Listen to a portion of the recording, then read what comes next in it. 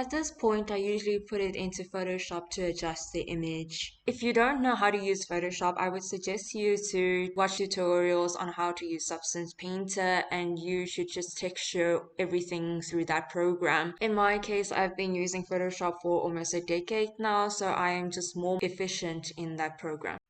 Over here, I'm importing the Substance Painter texture into Photoshop and then blackening the outside of the UV map where it's not relevant. This would actually help to decrease the size of the image when you are using it in Unity for Zepeto. I don't really play with the environment lighting settings on Substance Painter, so I usually need to darken the UV map on Photoshop for Zepeto. I work with 1024 image size to hopefully retain as much detail as possible, and then I only later convert it to 512 for Zepeto.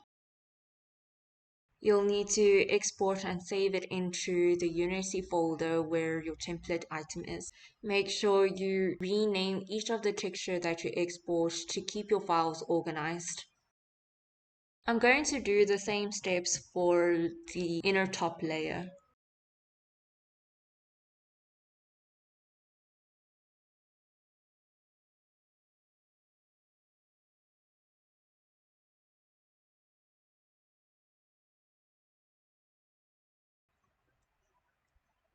Now I'm going to open Unity, create two material balls to test how the texture will look for Zepeto.